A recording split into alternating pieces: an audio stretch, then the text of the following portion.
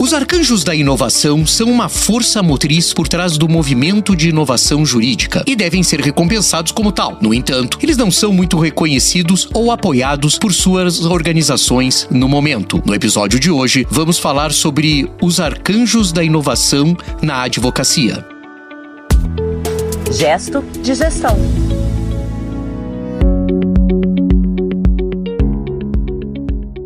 Olá, bom ter você por aqui no nosso Gesto de Gestão, hashtag 46 ou 46. É isso aí, legal. Gesto de Gestão, que é uma iniciativa do André Porto Alegre, jornalista, especialista em gestão legal, com a participação da nossa Daniele Serafino, com a crônica do Gesto de Inovação. Dani, você tá bem? Tô ótima. Beleza, André? Olá, Lupe, olá, ouvintes, olá, Daniele. Que bacana. Gente, a gente tá chegando aí quase no final do ano, já estamos aqui, né, em novembro. O Natal tá logo aí. Não fizemos ainda nosso amigo secreto. Mas vamos lá, vamos ver. Depois que vocês ficarem internacional aí, todo viagem pra lá, pra cá. Eu espero, eu vou torcer pra que a Daniele me tire, porque vem vir um presente de algum lugar. Depois da turnê que ela fez.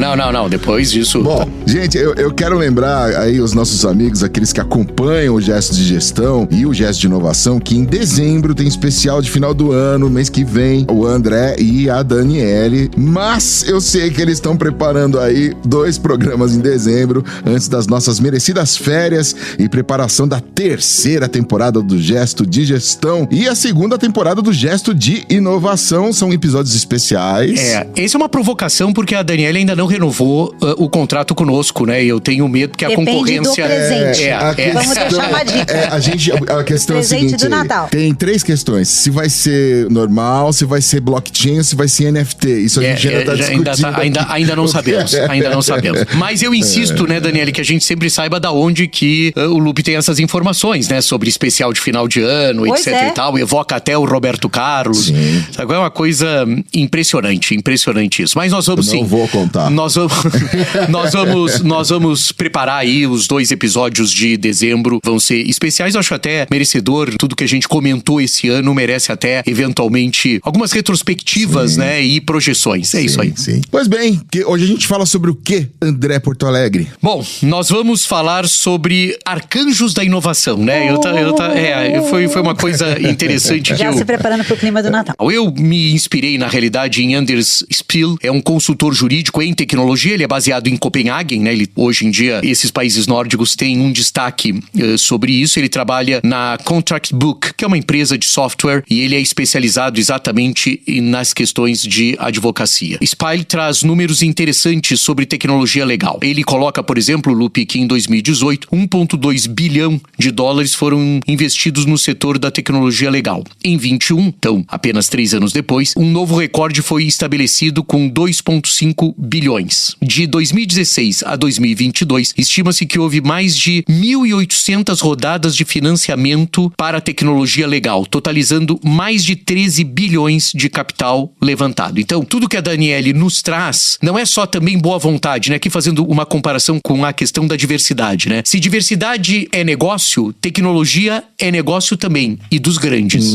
Então não é só uma pretensão, não é o sistema de acompanhamento legal, quer dizer, essas coisas já ultrapassaram, né? Daniele nos colocava no último Gesto de Inovação, inclusive... A gente fala, desculpa interromper, André, a gente fala dessas tecnologias, né, que são acessórias, né, desse back-office. Esse momento já passou. A gente está na hora de avaliar tecnologias para a atividade principal, né, para o core da operação jurídica. É incrível isso, e você usou um termo que eu achei tão interessante, até profissionais não eram embarcados, mas eram que assimilassem a tecnologia, né? Nós vamos ter que tratar também, vamos fazer muitos programas o ano que vem na questão de RH. Eu tô com essa ideia, é uma questão muito sensível para os escritórios de advocacia e quem sabe seja um ponto que a gente precisa alertar. A questão dos arcanjos é que o Anderson, ele traz essa expressão arcanjos da inovação. E aí eu resolvi trazer pra cá também.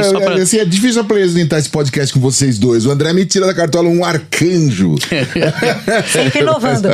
Pois é, isso é que a gente chama, né, de sincronicidade, né? A gente tá ainda mais no final do ano. Para esse consultor, arcanjos da inovação são uma força motriz por trás do movimento de inovação jurídica e devem ser recompensados como tal. No entanto, eles não são reconhecidos ou apoiados pelos escritórios de advocacia em que atuam. Isso é um problema problema para a indústria legal estabelecida, porque sempre essas pessoas desejam andar a pé e inovar o seu campo. Isso é uma expressão, né? Elas pretendem andar sozinha, inovar o seu campo, ou seja, elas têm iniciativa, é isso que ele quis dizer. Eles tendem a deixar os escritórios aonde estão trabalhando hoje, porque esses escritórios são simplesmente incapazes de manter, e essa é uma expressão que ele usa também, os seus arcanjos. E, consequentemente, a maior parte da inovação acontece com a coisa que a Daniele vive falando, fora dos escritórios de advocacia, quando poderiam estar acontecendo dentro dos escritórios de advocacia. Essa que seria a questão interessante, né? A maioria das empresas de tecnologia jurídica é liderada por ex-arcanjos, né? E ele coloca ex-advogados que assumiram essa postura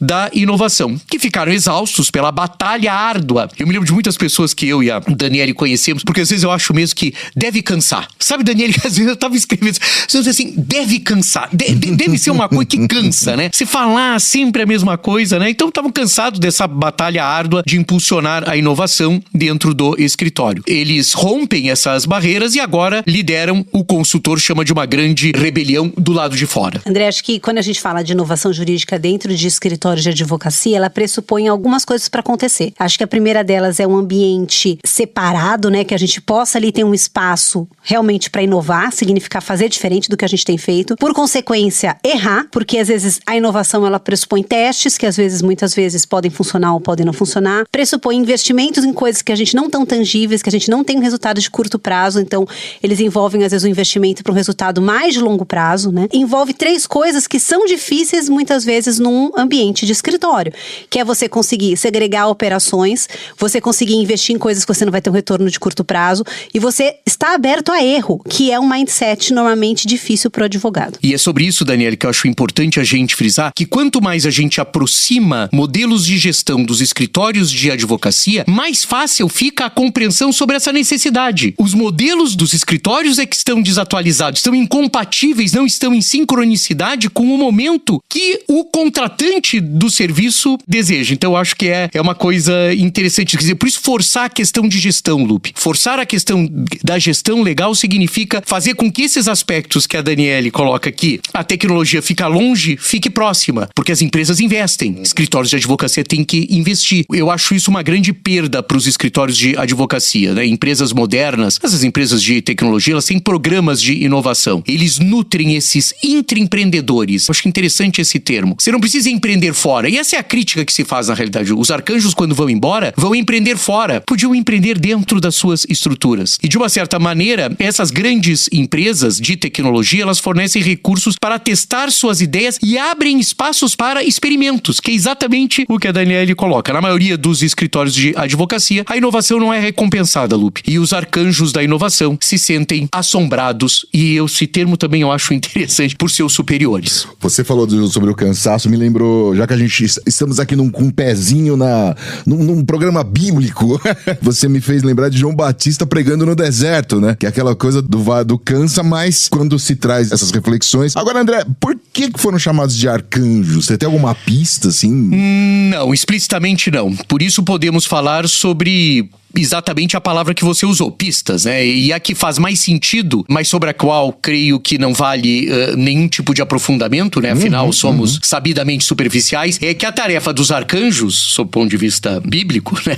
É ser uma inspiração para seres humanos. E eu me restringiria a isso, né? Independente, os arcanjos servem de inspiração. Então, sem entrar muito em detalhes, eu acho que isso pode ter feito com isso. Eu acho que faz sentido. A indústria legal, nos Estados Unidos e em grande parte do mundo, é fortemente regulamentada e sempre protegida por regulamentação. Portanto, não há muito espaço nem incentivo para inovação. Além disso, as empresas são orientadas por sócios e associados, e especialmente pelo sistema de faturamento por hora, que geralmente são voltados a otimizar lucro de curto prazo, que é exatamente o contrário do que a Daniele falou. Eu acho que a gente não pode abrir mão do negócio, a gente tem que continuar olhando para ele, mas esse modelo de curto prazo é incompatível com a inovação. E se o futuro, que já está aqui, que a Daniele sempre nos lembra, né? Eu não tenho mais futuro, que a Daniele sempre me lembra que eu já tô no futuro, né? Tô ficando triste com isso, mas é verdade. Otimizar esses investimentos a curto prazo, ele tá incompatível com esse pensamento da inovação. Por último, mas não menos importante, é que o setor jurídico é dominado por uma cultura de precedentes conservadores e avessa ao risco, que não promove exatamente novas iniciativas. Muitos aspectos dessa estrutura são importantes, mas acredito que todo escritório de advocacia poderia se beneficiar mantendo inovadores internos no escritório e explorando essas ideias inovadoras, ou seja, uma campanha que o Gesto de Gestão, junto com o Gesto de Inovação, lança agora: preserve o seu arcanjo. Sensacional. Muito bom. André, se você não tem um, adote um, né, André? Adote um. Melhor ainda. Preserve ou adote o seu. Mas, André, o que pode ser feito? Tem algumas questões, a Daniela até colocou, eu vou passar muito rapidamente por isso, mas acho que são aspectos que são interessantes. Muitos escritórios estão adotando uma trilha inovadora separada do escritório. Já fizemos programas aqui, Lupe, você deve se recordar, de grandes escritórios americanos que abrem estruturas separadas para atender isso, para inclusive preservar o arcanjo, né? Quer dizer, preservar esses inovadores. Então eles investem, elas não chegam a ser sociedades de advogados, são lideradas por esses advogados arcanjos, e a ideia que eu tenho, ainda não vivemos o final disso, mas é que você esperaria o amadurecimento dessa estrutura separada para depois incorporá-la. Daniela, muito interessante. E eu acho que esse modelo, André, até acontece em grandes empresas, mesmo em grandes empresas de tecnologia. É muito comum, até para as metodologias ágeis, você ter, às vezes, processos separados de inovação que rodam em estruturas diferentes, com métricas diferentes, com velocidades diferentes, para depois serem incorporados. Eu acho que tá perfeito o que você falou em alinhamento no sentido de gestão empresarial mesmo. Ótimo. A outra questão, Daniele também a colocou nos aspectos dela, que é alocar recursos, né? Então, os advogados não conseguem ser inovadores quando se afogam em burocracias e horas faturáveis. Que eu costumo dizer, são seres ensimesmados porque são consumidos pelo dia a dia. Então, são ensimesmados mesmo por conta disso. Então, tem que alocar recursos de toda ordem. Eu ia até acrescentar, André, uma coisa que me surgiu aqui. Esses recursos, às vezes, não só os recursos de tecnologia ou, eventualmente, investimento em pessoas, mas investimentos é uma área que requer, por exemplo, uma outra área do direito, a gente, vamos supor, vai separar tempo para as pessoas estudarem, ter grupos de trabalho para discutir sobre a lei nova que surgiu. Em inovação, você precisa deixar essas pessoas saírem de casa, saírem do quadrado delas e frequentarem eventos de inovação, festivais, eventos de tecnologia, eventos de fora do direito, para que aquilo sirva de inspiração e traga, às vezes, elementos diferentes para você aplicar dentro do direito. Então, requer também, é como se você precisasse se alimentar de outras fontes. Então, tem que ter recurso para isso também. E aí, um terceiro ponto, reconhecer e recompensar, né? Quer dizer, a gente sempre tem uma forma de... Bom, a forma de reconhecimento muito, particularmente, muito defasada no meu modo de ver em escritórios de advocacia. O Madeiro, que é um consultor argentino, ele até coloca que existem diversas formas de reconhecimento. Tem o econômico, tem o simbólico e tem o profissional, né? Acho que muitas vezes os escritórios ficam também consumidos na questão econômica, pouco na questão simbólica e pouco na questão profissional, né? Nesse tipo de reconhecimento, que ele chama de incentivos, até colocando o Fernando Madeiro, chama de incentivo, é um consultor, até tem um livro publicado no Brasil sobre gestão de escritórios de advocacia, cujo o prefácio é do Quiroga, até um grande líder de escritório de advocacia. Reconhecer e recompensar. Então os escritórios vão ter que ter métodos. Eu não sei se as matrizes de avaliação são capazes de dar conta de avaliar os arcanjos. Só pra gente ficar com esse nome simpático que nos foi sugerido. De repente não. Os itens, os critérios de avaliação, por exemplo, tem que sair. Se não tá então não tá no escritório. E aí, como é que faz? Dá pra ser avaliado? Porque hoje as matrizes avaliam o cara que tá no escritório, o advogado que tá no escritório. E a questão de comprometer-se, né? E comprometer-se aí eu acho que é algo que as empresas, é tirar um pouco da aba, né, Lupe? Tira da aba do site. Porque na aba do site cabe tudo, né? Tudo, na aba do site tem tudo. Não, o site é uma maravilha. Eu nunca vi coisa igual. É uma empresa modelo. É igual algumas redes sociais por aí. É uma outra, como é que você costuma dizer? É o mundo maravilhoso. Não, a Ilha da Fantasia. A Ilha da Fantasia. São várias, né? Então, acho que tem uma questão que, sob o ponto de vista de comprometer, acho que os escritórios comprometidos, vejo muito poucos, tá? Já adiantando aqui, uma questão de juízo mesmo. Vejo os escritórios muito pouco comprometidos com isso. Acho que tem um trabalho, e vou citar aqui porque considero mesmo um trabalho muito pertinente que é feito pelo escritório em que a Daniele Serafino é sócia, que é o Opsi Blum, Bruno Vanzov, advogados. Acho que ali tem um trabalho de um comprometimento. Ali reconheço todas as dificuldades, olha que é um escritório já voltado para isso, teria todas as condições, especializado em direito digital, mas o que me encanta na realidade é que há um compromisso com isso, né? Muito por conta de todos os sócios, sem dúvida nenhuma, mas também por ser uma sócia que levanta essa bandeira de maneira muito expressiva e o escritório tem se convencido. E acho que os outros elementos todos que a gente colocou aqui, ter reconhecimento, recursos, etc e tal. Eles, quem sabe, o ponto de partida seja esse comprometimento. E é o comprometimento que a Daniele tem com essa questão da inovação no mundo jurídico. Você sabe que vem aí a revista Daniele Initiative Law Consulting and Reports. Você sabe, em breve vem aí a revista digital. Brincadeira. Dani, a gente acabou de fazer essa brincadeira com você. Tá na hora do nosso gesto de inovação do nosso episódio número 46. Conte-nos tudo, não nos esconda nada.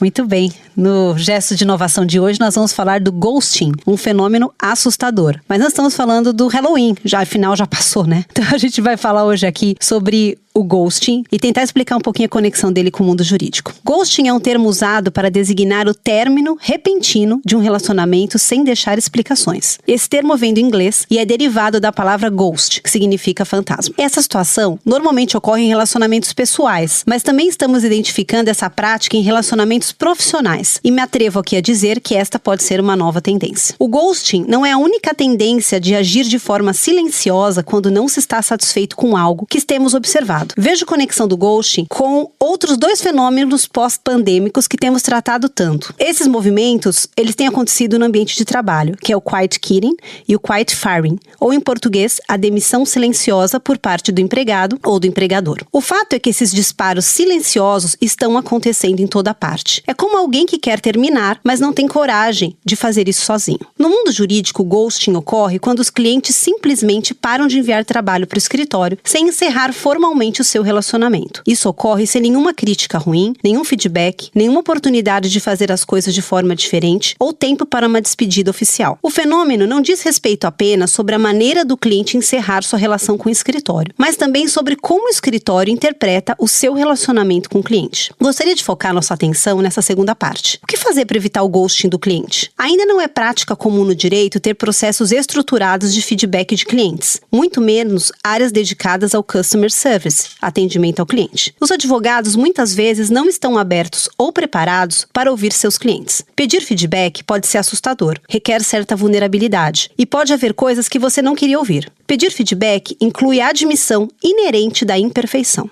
E convenhamos, admitir erros e imperfeições não é uma característica dos advogados em geral, pois admitir erros é admitir culpa, e aí você perde seu processo. Mas neste caso, o efeito é reverso. Não ouvir pode significar perder seu cliente. No livro A Coragem de Ser Imperfeito, da autora Brené Brown, ela aborda o poder da vulnerabilidade e a vinculação da vulnerabilidade com o chamado mindset de crescimento, que é justamente o oposto do mindset estático, que tem dificuldade de estar aberto a mudanças. Para ter sucesso, o advogado precisa desenvolver uma compreensão profunda dos desejos e necessidades dos seus clientes e garantir que as vozes dos clientes sejam efetivamente ouvidas. O oposto de tudo isso é um caso curioso que aconteceu no Texas, nos Estados Unidos. Um cliente postou comentários negativos sobre a atuação do seu advogado no Facebook. O advogado não gostou das críticas e decidiu, como todo bom advogado, levar a questão ao tribunal. Processou o ex-cliente por difamação e calúnia, buscando a reparação por danos morais. Em sua resposta ao litígio, os ex-clientes alegaram que simplesmente os comentários eram verdadeiros, então eles não seriam difamatórios, e que o advogado deveria estar aberto a críticas, senão nunca melhoraria os seus serviços. O fato é que o escritório não estar aberto a ouvir os seus clientes ou ter um programa específico de satisfação do cliente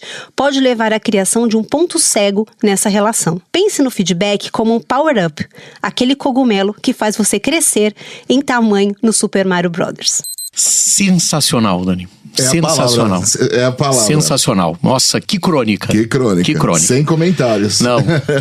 Muito bom. Qualquer coisa que a gente diga agora... não vai fazer sentido nenhum. É contigo, Lupe. Só me resta dizer tchau. Dani, muito obrigado. André, muito obrigado. Estaremos daqui a 15 dias, estaremos aqui. E agora, chegando ao mês de dezembro, só lembrando que teremos 2 programas especiais. Vão ser bem bacanas. É o nosso especial de Natal, pré-férias, né? Dani já tá com viagem marcada para as Maldivas já. Depois de todo esse... É a informação privilegiada que ele tem, né? Ele sabe. Bom saber, fiquei feliz, animei. Gente, muito obrigado pra você que sempre nos acompanha aqui no Gesto de Gestão. Essa foi a edição número 46. Na mesa de som tá lá o Vitor Presoto, na edição tá o Ed Chaves. Ambos colaboram com a gente aqui na Compasso Collab e esse episódio é distribuído também pela Compasso. Obrigado a todos. A gente se fala na próxima. Valeu! Gesto de Gestão.